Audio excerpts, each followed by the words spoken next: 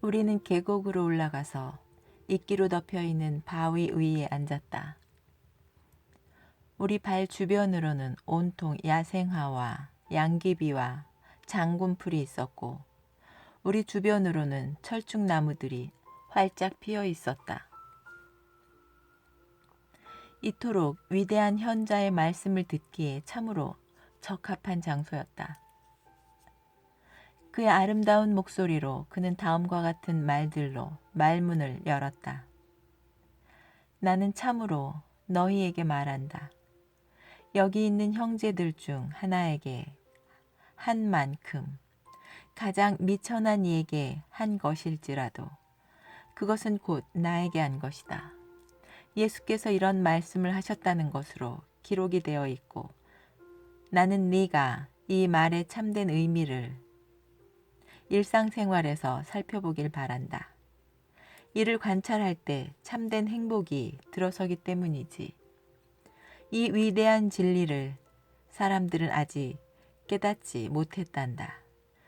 왜냐하면 사람들의 마음은 분리와 관념과 믿음으로 묶여 있거든. 그리고 이런 것들이 사람과 사람 사이를 떨어뜨려 놓게 되지. 신과 인간과 우주가 하나라는 관념을 믿는다고 해도 그 관념이 진리를 드러내 보이지는 못한단다. 사실상 그것은 그저 네가 습득한 정신적 이미지에 지나지 않아. 그리고 그것은 자신의 본 모습을 피해 달아난 도피처일 뿐이고 그리고 이런 관념이 실제를 보지 못하게 너의 눈을 가리고 있단다. 그러나 이것이 그저 관념에 지나지 않는다는 것을 네가 알아보게 된다면 너는 그 너머로 가서 그 관념이 가리키고 있는 진리를 경험할 수 있게 된단다. 자신을 주의 깊게 살피다 보면 자신의 생각이란 자신을 묶고 있는 특수한 조건이 표현된 것임을 알게 될 것이란다. 그리고 자신을 묶고 있는 조건이 없다면 생각이란 존재할 수 없단다. 자신이 무엇인지에 따라 자신의 생각도 그것을 닮아 있는 거란다. 만약 자신이 사회주의자라면 너는 그런 식으로 생각하겠지. 네가 만약 자본주의자라면 그런 식으로 생각하겠고 프로테스탄트 신자이든 힌두교 신자이든 카톨릭 신자이든 간에 너의 생각은 자신의 믿음에 따라 존재하게 되는 것이지. 네가 이제껏 축적한 모든 지식과 배운 것들이 기억으로 저장되는 것이고 이런 조건들을 통해서 너의 생각이 형성되는 것이란다. 이것들이 곧 자기 자신인데 이러한 조건들을 이해하지 않는다면 네가 무엇을 생각하든 무엇을 행동하든 그것은 그 조건들을 바탕으로 일어나게 되는 것이란다. 너는 이 점을 충분히 이해하고 있지? 그렇지 않니? 그저 다른 사람들이 하는 말을 듣기만 하면 된단다. 그러면 너는 그들이 스스로의 조건에 묶여있는 모습을 보게 될 것이야. 이와 같은 방식으로 너는 자기 자신을 살펴볼 수 있단다. 자신 안에 근본적인 변화를 일으키기 위해서는 어떻게 해서 스스로를 묶게 된 이 조건화가 일어나게 되었는지에 대해 반드시 철저하게 이해해야 한단다. 이 조건화의 과정을 이해하게 되면 거기에는 자아에 대한 이해와 자아가 조건들에 어떻게 휩싸이게 되었는지에 대한 이해가 들어서게 된단다.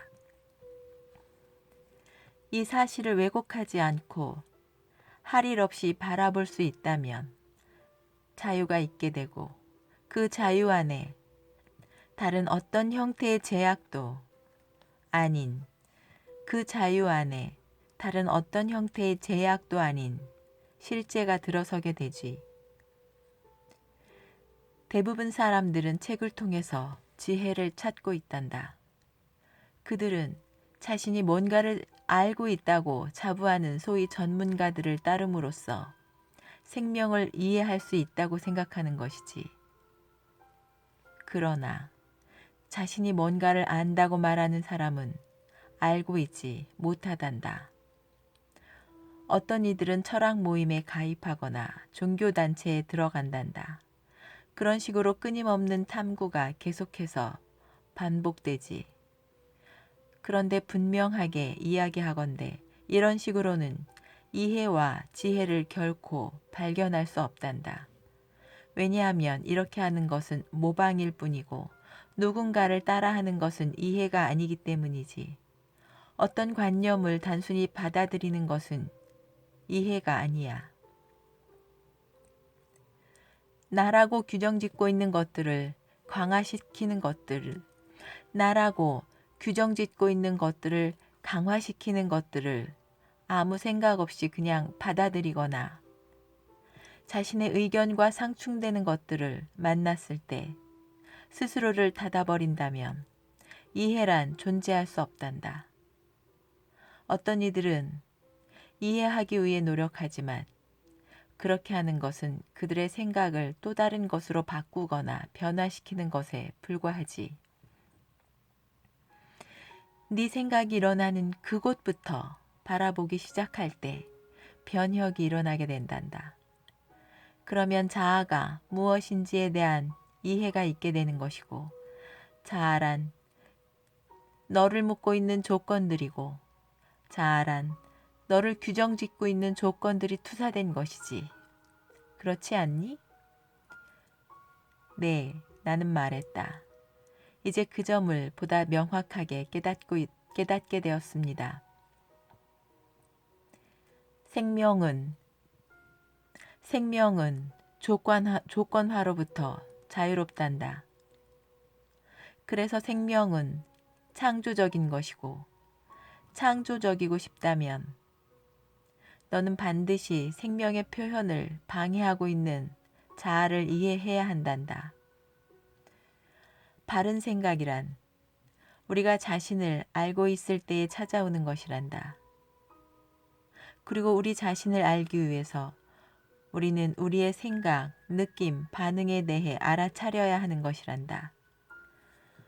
그리고 생각, 느낌, 반응, 이것은 우리가 그동안 축적해온 기억들의 반응일 뿐이고 자신 안에서 기억 축적의 과정이 어떻게 일어났는지를 이해하게 되면 거기에 자유가 존재하게 되는 것이란다. 그 사실들이 점점 더 명확하게 이해되고 있습니다. 말씀 도중 나는 감히 말씀드렸다. 우리는 자신의 관념, 믿음, 욕망, 두려움, 반감 등에 대해 자각하고 있어야 해. 그리고 우리의 생각, 느낌, 반응의 모든 과정이 현재 어떻게 영향을 미치고 있는지를 알아보아야 한단다. 그렇지 않는다면 우리는 또다시 스스로를 규정짓고 있는 조건들에게 표현할 기회를 내어주게 되는 것이지. 이 사실도 분명하지. 그렇지 않니? 그리고 그는 계속 말을 했다. 자신의 생각은 자신의 바탕이 되는 것들에 따라서 스스로 꼴을 갖추게 된단다. 네가 이 사실을 이해하고 있을 때 거기에는 창조되지 않은 고요함이 존재하게 된단다. 마음, 자아가 자신이 무엇인지를 스스로 봄으로써 어떠한 강요도 받지 않으며 마음이 고요해지게 되면 스스로를 투사하는 것을 그치게 된단다. 그때 자아는 바로 자신이 스스로를 묶고 있는 조건들을 만들어내고 유지시키는 원인이라는 것과 자신이 결코 그 조건들과 분리되어 있지 않다는 것을 이해하게 되고, 그러면 자아는 자신의 본 모습으로부터 회피하려는 것을 그만두게 된단다. 사물들이 실제 있는 그대로 보이게 될 때 그것들에 대한 이해가 있게 되고 이러한 이해 속에 자유가 있단다. 그리고 그 자유 속에 실제가 존재하는 것이고 마음이 더 이상 과거라는 기억의 짐들을 짊어지지 않게 될 때 너는 이 자유를 경험하게 될 것이야. 예수 또는 다른 마스터들이 보여주었던 힘의 신비는 예수께서 아버지라고 불렀던 생명이 깨달아졌을 때에만 이해될 수 있단다. 이것은 결코 마음의 산물, 단순한 관념이 될 수 없고 생명 자체 안에 있는 살아계신 의식인 것이지. 예수께서 인간 안에 있는 불완전함을 보았을 때 그는 인간 자신이 곧 그 원인이라는 것을 알아보았단다. 그러므로 우리를 규정짓고 있는 바탕이 무엇인지 이해하지 않는다면 우리가 생각하고 말하는 것들은 그 바탕이 투사된 것에 지나지 않아. 이러한 자기 이해가 없다면 깨달음은 불가능하단다. 신이 무엇인지에 대한 관념으로부터 마음이 스스로 자유로워지지 않는다면 실제를 깨닫는다는 것은 있을 수 없단다. 거기에 다만 실제가 무엇인지에 대한 관념만 그저 있을 따름이겠지만 그것은 진리가 아니야. 하나의 관념이 다 닳아 없어지면 다른 관념이 만들어지게 되거든. 실제는 관념 너머에, 마음 너머에 있는 것이지. 그리고 안으로부터, 그리고 안에서부터 들어서게 되는 것이지. 밖에서 찾아오는 것이 아니야. 마음의 모든 환상들이 어떻게 해서 생겨나게 되었는지를 이해함으로써 그것들이 스스로 모두 사라져 버릴 때에만 실제는 깨달아질 수 있는 것이란다. 예, 알겠습니다. 나는 말했다. 그리스도의 요가란 자아로부터의 자유이군요. 자아가 죽어 없어지게 되면 신께서 그분의 일을 수행하시게 됩니다.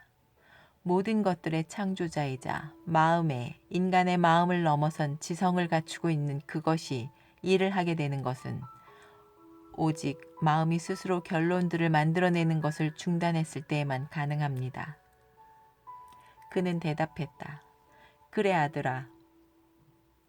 그러나 지금 네가 말한 것은 아직도 관념에 지나지 않는구나. 네가 말했던 것은 진실은 될 수 있을지 몰라도 진리는 결코 아니야. 진리란 마음이 고요해질 때라야 경험될 수 있는 것이지. 그리고 나는 네가 그것을 경험하길 바란다. 직접 그것을 경험하는 것이 훨씬 더 중요하거든. 지적인 알문 여전히 정신에 속해 있을 뿐 영적이지는 못해. 영적인 것은 참된 명상을 통해서만 올 수 있단다. 우리는 잠시 명상을 하였다.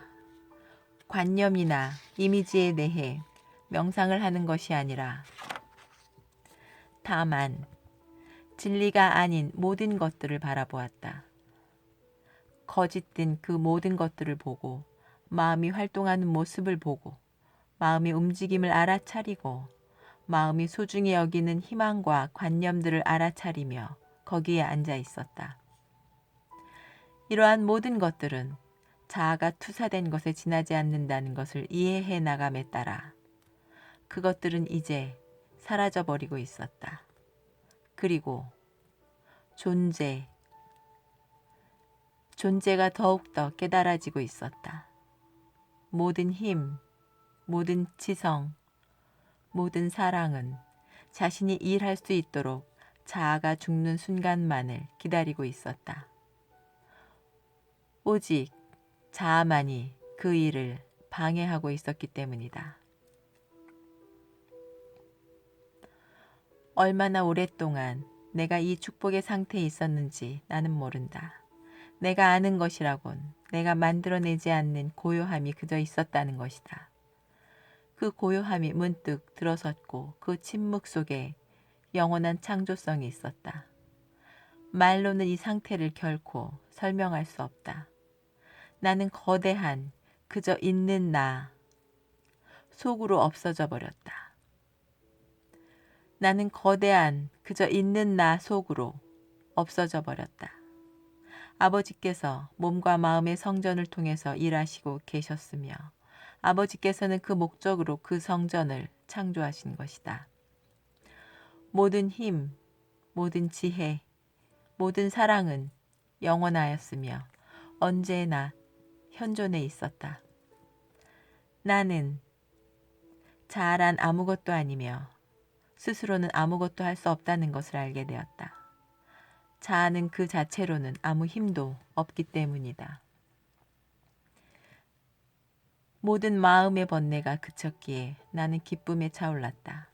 창조되지 않는 그것만이 홀로 창조적이었다.